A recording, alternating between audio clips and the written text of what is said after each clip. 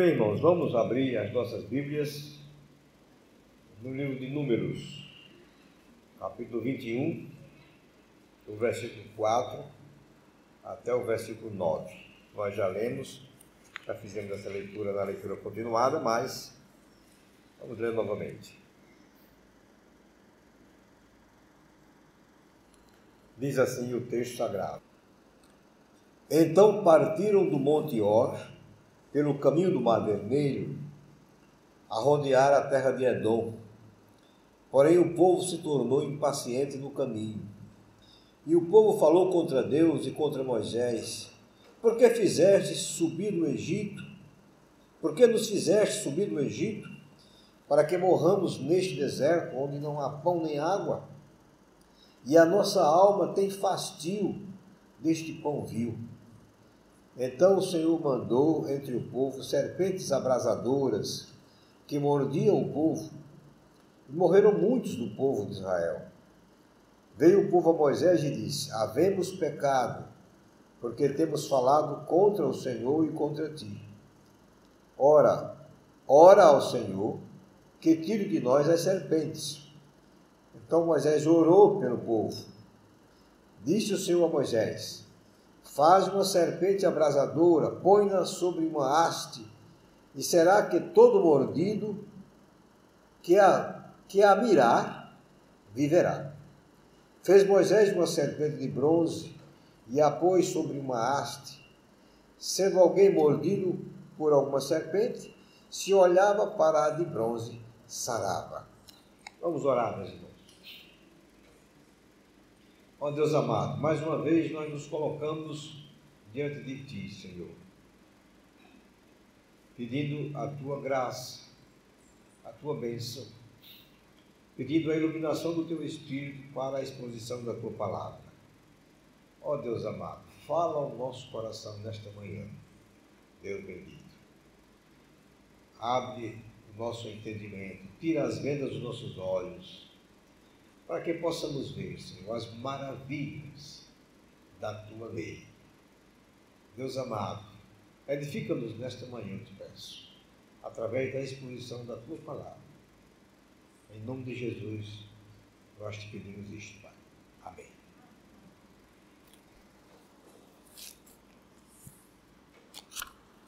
Meus irmãos, vamos primeiro contextualizar vocês, colocar vocês dentro do contexto.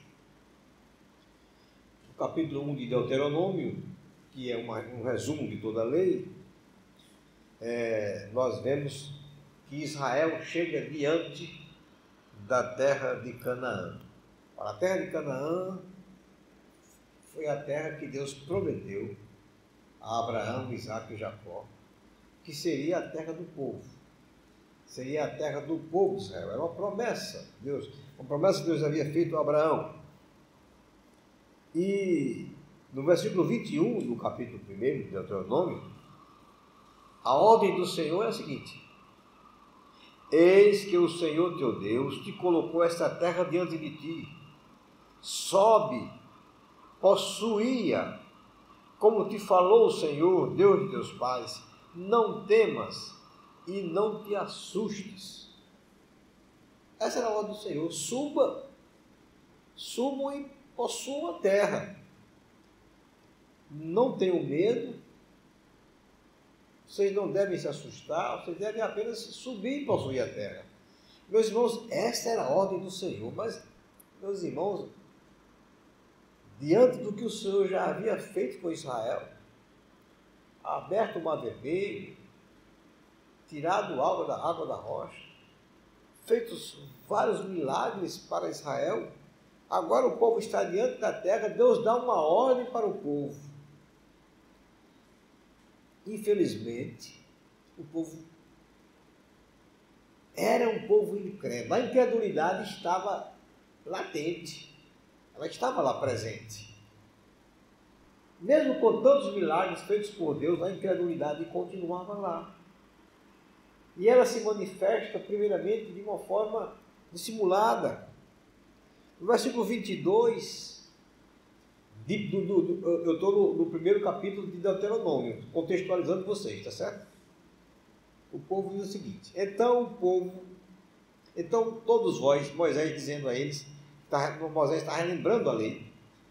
Então, todos vós vos chegastes a mim e dissestes: mandemos homens adiante de nós, para que nos espiem a terra e nos digam por que caminho devemos subir e a que cidade devemos ir. Isto é a incredulidade latente, né? Diante da ordem do Senhor, eles deviam apenas ir e possuir a terra. Se o Senhor disse vão, o Senhor se responsabilizaria, não é verdade? Mas não, ele já disse, é melhor a gente primeiro dar uma olhada. A gente envia alguns espias, eles olham a terra, vê os pontos fracos, quais são as dificuldades, os problemas, e aí a gente sobe. Isto já era a incredulidade que estava embaixo, né? E aí, depois que eles enviam os espias voltam e trazem um relatório do que viram lá. Acontece o pecado da rebelião. Aqueles espias infamaram a terra, deram um relatório negativo. Disseram que a terra era uma terra de gigantes, que eles jamais conseguiriam destruir aquelas pessoas. E Moisés diz ainda agora no versículo 26 do primeiro capítulo de Deuteronômio: porém vós não quisestes subir, mas fostes rebeldes à ordem do Senhor vosso Deus. A incredulidade, ela leva à rebeldia, não tem jeito, meus irmãos. E se há um pecado, todos os pecados são abomináveis ao Senhor, todos. Mas o pecado da incredulidade é algo que o Senhor não admite. Porque é pôr em dúvida aquilo que Deus está dizendo. É duvidar do Senhor. Então o Senhor castiga o povo. E Moisés diz isso no versículo 39 e 40. E vossos meninos, porque eles disseram que eles iam morrer ali, esses ali entrarão. E a eles darei a terra, e eles a possuirão. Porém, vós virai-vos e parti para o deserto, pelo caminho do Mar Vermelho. Vocês vão voltar. Virem e vão voltar para o deserto. E vão passar 40 anos rodando no deserto. Até que toda essa geração morra. Essa geração incrédula e rebelde morra. Os meninos, sim, eles vão possuir a terra. Vocês não. Aí nós entramos no nosso texto, né?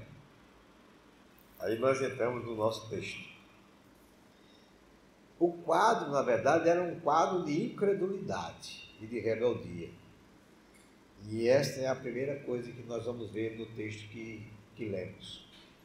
A incredulidade, algumas consequências da incredulidade.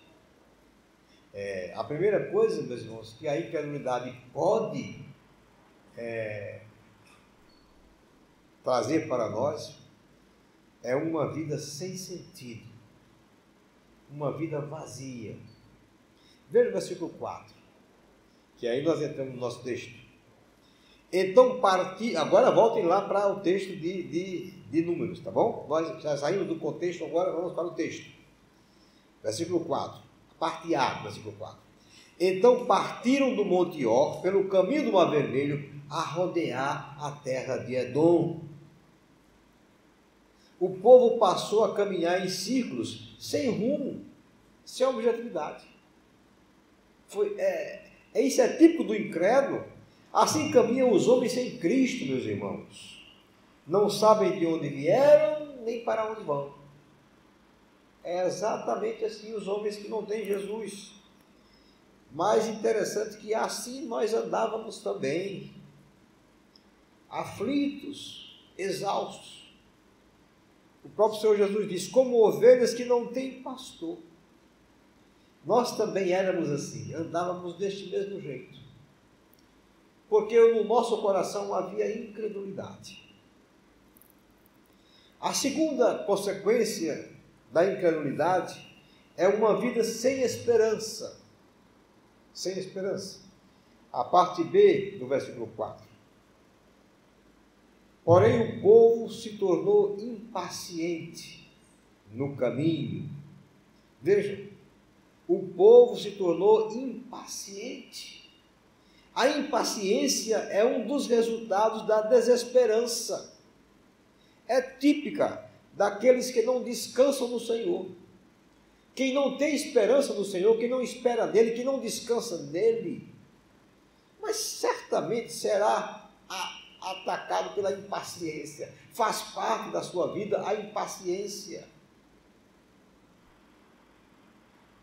Uma vida sem sentido e sem esperança, infelizmente, meus irmãos, vai produzir no homem um outro pecado, que é um pecado também que Deus abomina, que é o pecado da murmuração.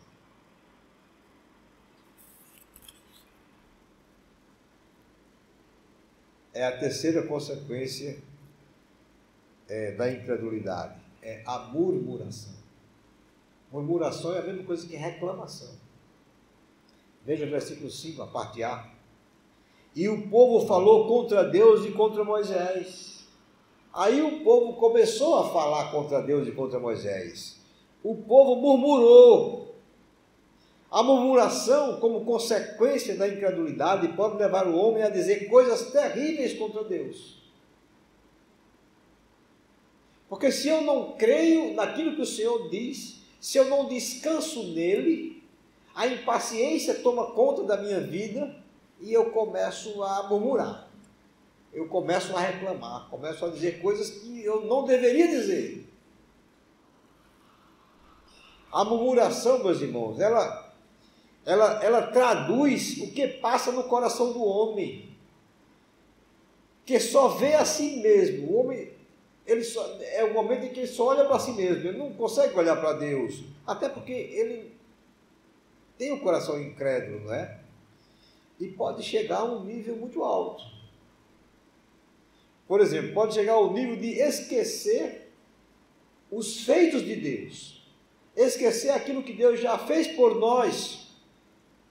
Veja o versículo 5, a parte B do versículo 5, o que é que eles dizem? Por que nos fizeste subir do Egito, para que morramos neste deserto, onde não há pão nem água? Esqueceram, meus irmãos, que eles moravam, que eles habitavam no Egito e eram escravos lá. Esqueceram que Deus os tirou de lá, eles deixaram de ser escravos, agora eles não eram mais escravos, eram povo. Esqueceram que Deus, para fazer isso, Deus usou grandes milagres, destruindo praticamente o Egito. Esqueceram tudo isso e murmuraram contra o Senhor e disseram: por que nos fizeste subir do Egito para que morramos neste deserto, onde não há pão nem água? Mas Deus tinha dado pão para eles. Deus já tinha dado água para eles, eles tinham o maná, eles não precisavam plantar nem colher. Não precisavam plantar, precisavam apenas colher. Todos os dias eles colhiam o maná. E com o maná eles preparavam o pão e se alimentavam. Mas a murmuração leva o homem a dizer coisas que ele não devia dizer. E infelizmente contra o Senhor. Ou até a tratar com descaso, meus irmãos. Com desprezo. Aquilo que Deus nos dá. A provisão do Senhor. Veja o que é que eles dizem no versículo 5, a parte C. E a nossa alma tem fastio deste pão vil. Meus irmãos, isso é terrível, não? Isso é muito mais do que alguém pode suportar. Imagine dizer isso contra o Senhor. O maná, que era o pão que sustentou aquele povo durante 40 anos no deserto. Deus dava toda manhã para eles. E eles chegam diante de Moisés e diz que a nossa alma tem fastio e chama o maná de pão vil.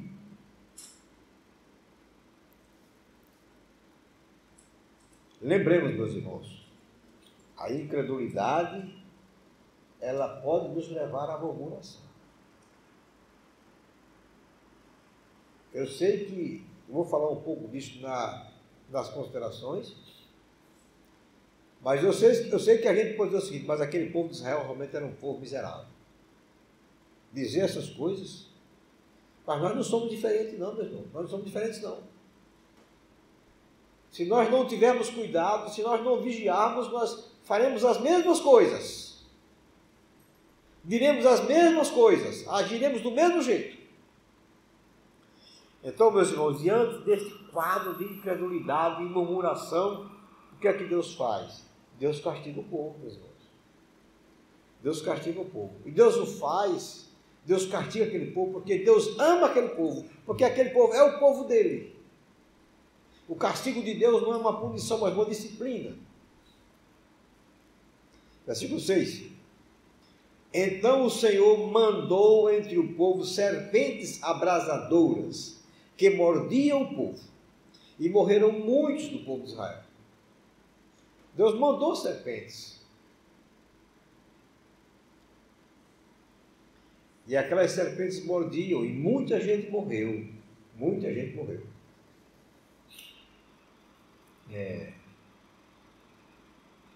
Spurgeon, num dos seus sermões, eu até fiz um inserto dele na capa do boletim, ele chama a incredulidade de a filha primogênita de Satanás. Incredulidade é pôr em dúvida a palavra do Senhor.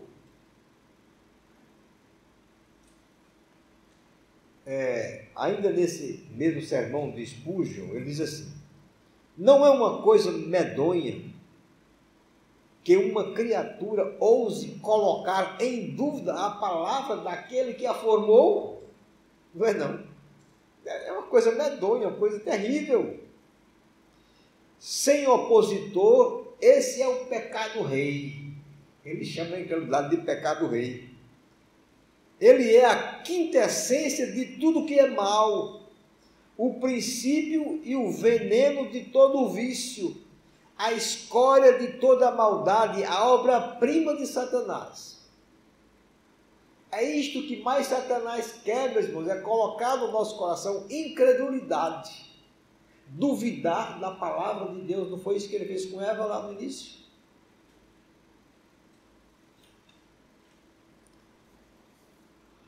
Mas o povo se arrepende. Aí vem o arrependimento e a confissão, no versículo 7. Veio o povo a Moisés e disse: havemos pecado, porque temos falado contra o Senhor e contra ti. Ora ao Senhor que tire de nós as serpentes. Então Moisés orou pelo povo. O povo se arrependeu. Quando o povo se viu morrendo diante da disciplina do Senhor, o povo se arrependeu.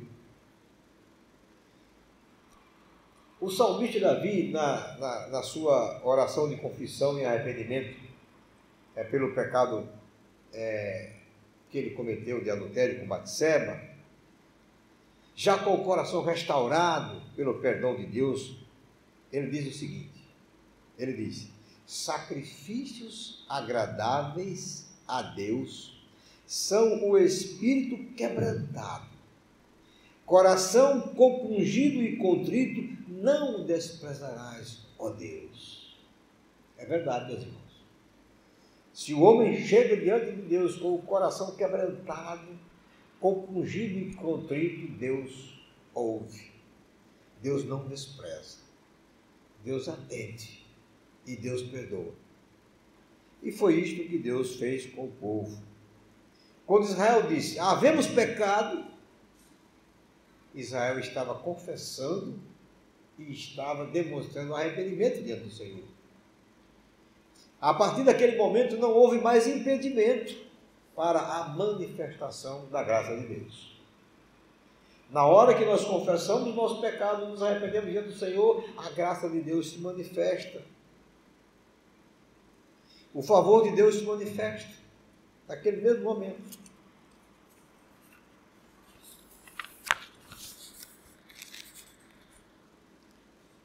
E essa é a nossa quarta parte, a manifestação da graça de Deus, que está nos versículos 8 e 9.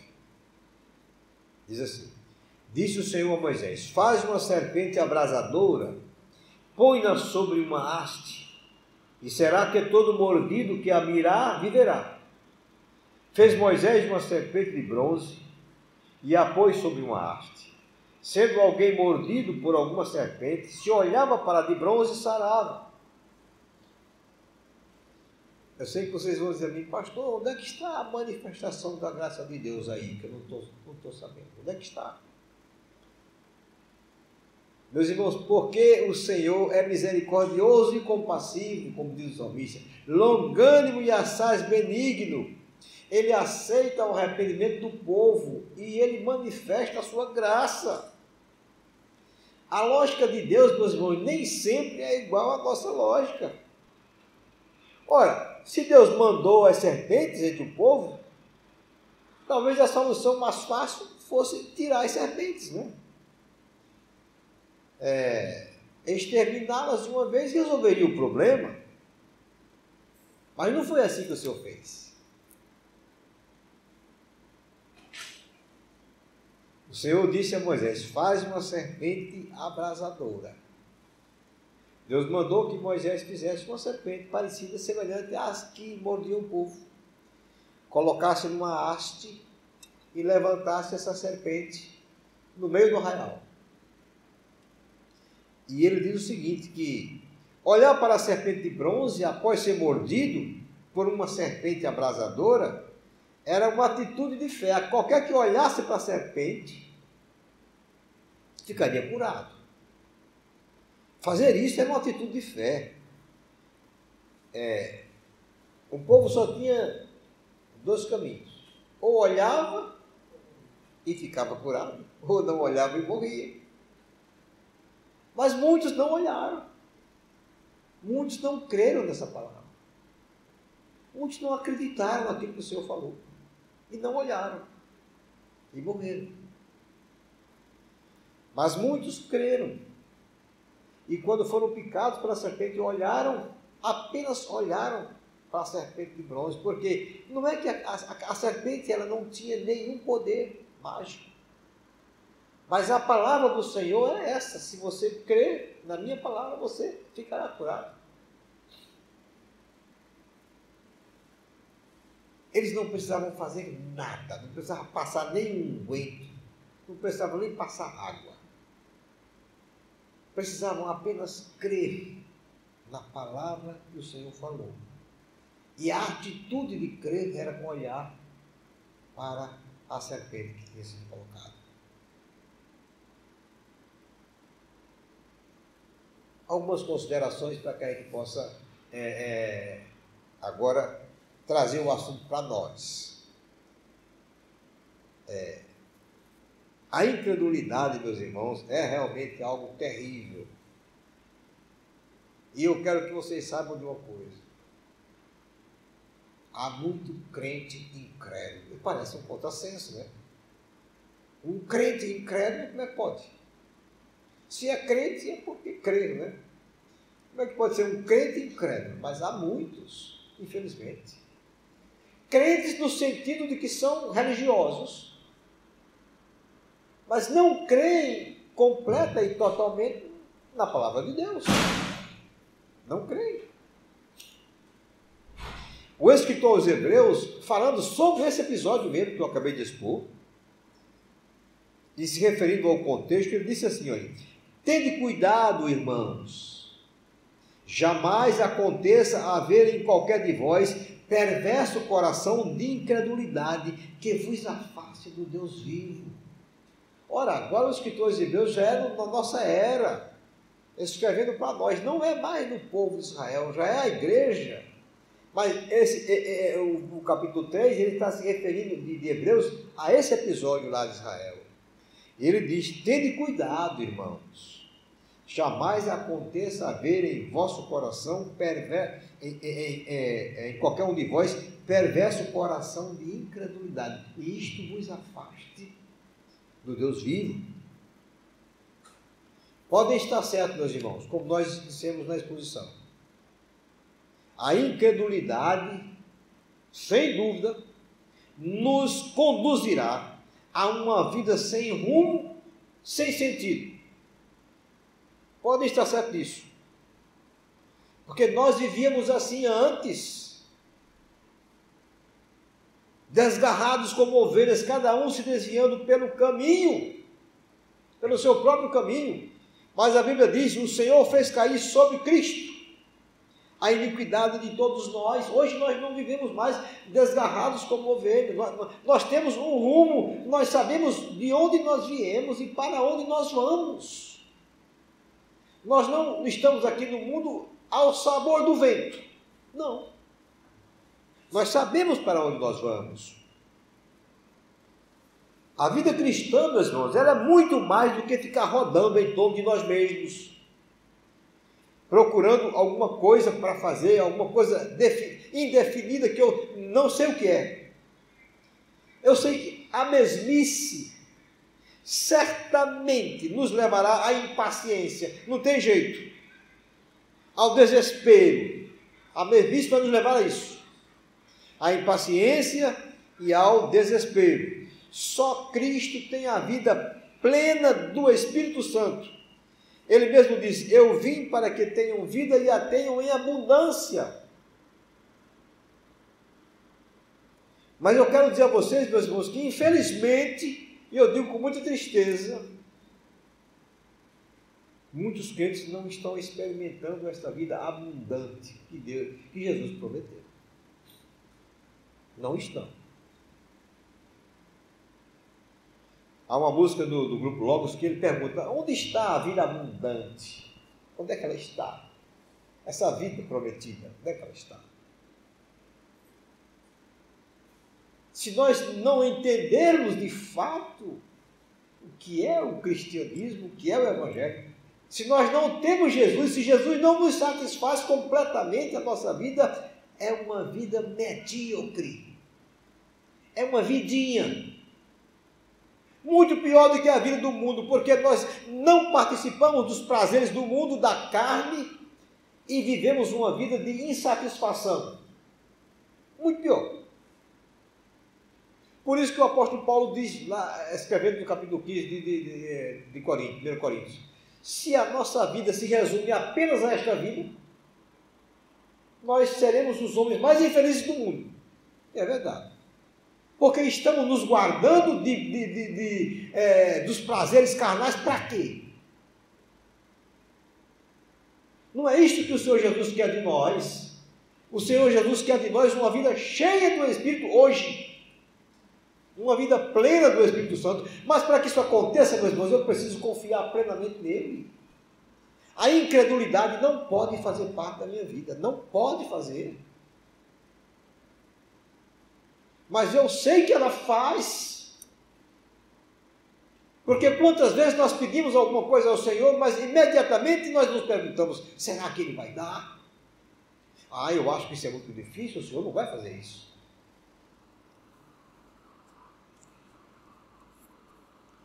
E essa incredulidade que infelizmente ainda há no meio do povo de Deus, ela nos leva, meus irmãos, a murmurar. Quantos crentes há que reclamam de Deus?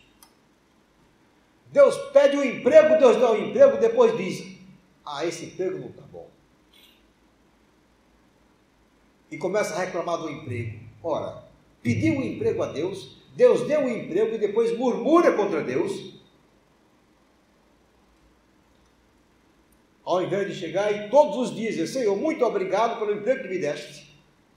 Eu sei que o patrão é ruim, o meu chefe é um cara muito chato, que está me perseguindo, mas eu te agradeço porque aquele emprego foi tu que me deste. Dá-me, Senhor, contentamento, prazer, satisfação, para que eu possa dar o meu melhor naquela empresa, a despeito do patrão. Ou dos colegas de trabalho. Esta perspectiva de vida é bem diferente da perspectiva de vida do incrédulo. Daquele que não confia plenamente na palavra de Deus. O pecado de murmuração é algo terrível. É a expressão de um estado de espírito. Traduzimos em palavras toda a nossa revolta interior quando nós murmuramos, quando nós reclamamos, quando reclamamos daquilo que Deus nos dá, nós estamos reclamando de Deus. Nós estamos murmurando contra Deus. Jesus disse o seguinte, meus irmãos: o que sai da boca, o que se diz, vem do coração. E isso é o que contamina o homem. Porque do coração procedem maus desígnios, homicídios, adultérios, prostituição, furtos, falsos testemunhos, blasfêmias. É lá do coração. Nós falamos essas coisas porque o nosso coração não está cheio de Jesus. Está cheio de nós mesmos, não do Senhor. E o Senhor Jesus ainda diz: o homem bom, do bom tesouro do coração, tira o bem. E tira o mal do mau tesouro. E o mal tira do mau tesouro do seu coração. Porque a boca fala do que está cheio o coração. Se o meu coração tem um bom tesouro, eu tiro o bem. Se tem um mau tesouro, eu tiro o mal.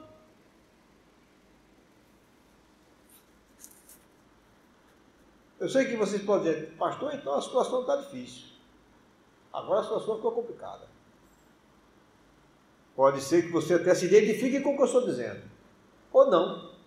E eu louvo a Deus. Se você não se identifica com o que eu estou dizendo, você não age dessa maneira, ou nunca se pegou fazendo assim, louvado seja Deus por isso.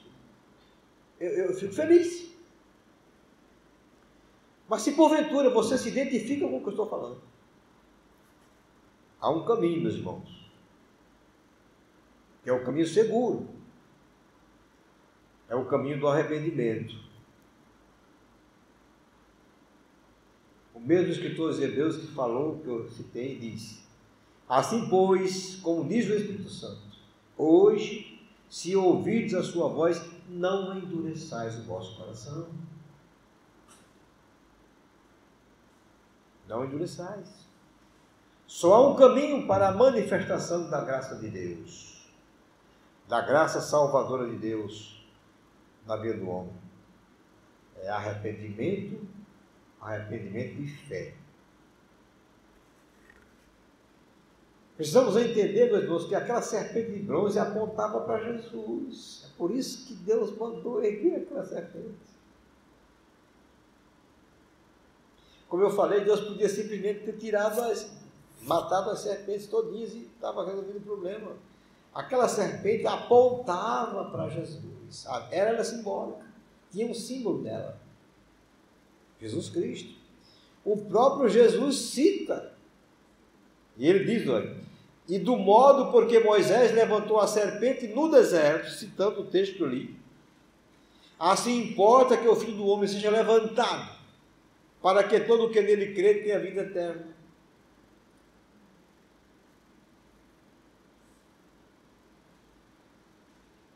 Nós só precisamos olhar para Jesus. Tanto para sermos salvos, nós já somos, não precisamos olhar mais nesse sentido, mas para sermos santos também. Jesus é o nosso modelo, é para Ele que eu tenho que olhar. À semelhança do povo de Israel no deserto, nada é necessário fazer, nada. Para ser salvo, absolutamente nada. Apenas olhar para Jesus e crer no seu sacrifício. Isto eu tenho certeza que vocês já fizeram. E vocês já olharam para Jesus na cruz pelos olhos da fé. E vocês creram. E por isso vocês foram salvos. Mas nós podemos também olhar para Jesus, meus irmãos, e devemos fazer o tempo todo para caminharmos na santificação. Porque é isso que o escritor Hebreus diz: olhando firmemente para o autor e consumador da vossa fé. Não tem como nós caminharmos aqui na terra em direção à vida de santificação para alcançarmos aquela fita que está lá na frente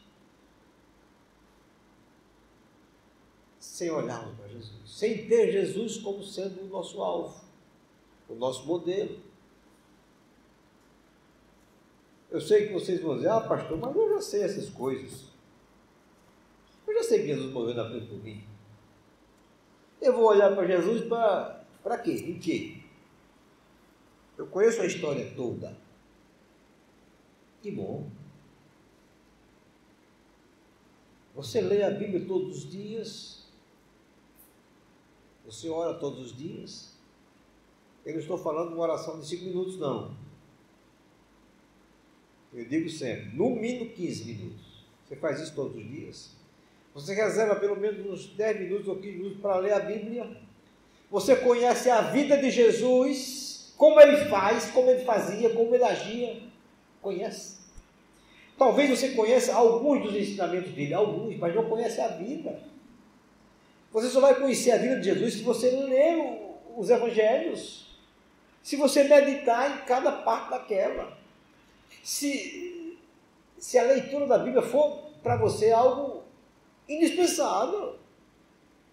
Cada vez que eu leio uma perícope daquela, uma seçãozinha daquela, eu aprendo mais.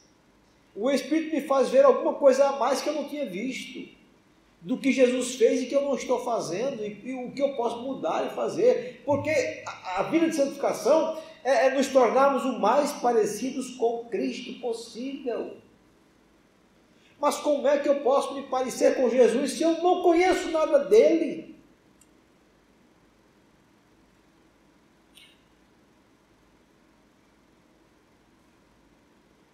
Se eu algum dia tentar fazer um teste aqui com vocês e começar a fazer perguntas a vocês sobre a vida de Jesus, eu queria ver se vocês sabiam responder. Eu queria ver se vocês sabiam responder. Mas eu não estou preocupado muito com a resposta no âmbito intelectual, mas com aquela resposta que está no coração. Essa que faz sentido aqui. Então, se queremos aprender sobre Jesus, talvez a gente até possa, quando voltarmos à normalidade, podemos fazer aqueles quiz que a gente fazia antigamente, né? E aí agora sobre a vida de Jesus. Aí nós vamos ter os 4 evangelhos para fazer perguntas. Quem sabe, né? Vamos pensar nisso, né, Magalhães? Na escola dominical. Para que vocês possam ver o quanto a gama de conhecimento prático nós vamos tirar da vida de Jesus. Meus irmãos, eu sei que o pastor está batendo demais nessa tecla, o pastor só está falando disto, mas meus irmãos, eu vou falar de quê? A coisa que mais me interessa como pastor nesta igreja é a vida de santificação de vocês, é que vocês sejam santos, é isso que mais me interessa. Porque é só uma vida de santidade, é uma vida plena do Espírito. É aquela vida abundante que o Senhor Jesus prometeu. É aquela vida que você não vai passar o dia dentro de casa insatisfeito. Não. Vazio, sem ter o que fazer. Não, não é isso que eu quero de vocês. Eu quero que vocês nem tenham tempo. Que vocês tenham tanta coisa para fazer, tanta coisa para meditar, tanta coisa para aprender, que vocês nem tenham tempo. Que o dia passe, termine e vocês digam, já terminou e eu nem consegui ler tudo que eu tinha para ler, ou aprender o que eu tinha para aprender. Eu sei que alguém vai dizer, pastor, mas eu passo o dia trabalhando. Tudo bem, meu irmão, trabalhe. Mas no trabalho você também fala com Deus. No trabalho você se liga no Senhor. Ao invés de você, na hora de descanso, um pouquinho de descanso, abrir o seu celular para olhar a piada que o seu colega mandou para você, olha as mensagens que nós temos colocado no canal. Tem várias mensagens lá. Pode ser que tenha alguma que vocês não ouviram, porque quem veio de manhã e não veio à noite, pode ser, essa eu não ouvi ainda. Se não quiser, não querem ouvir as minhas, porque eu sei que elas não são mensagens tão boas. Eu sei que tem mensagens muito melhores do que as minhas. Tem outras. Mas o que eu quero é que vocês se envolvam com essas coisas. É isto que nos faz, meus irmãos, crescer espiritualmente. Amém? Que Deus abençoe a todos vocês.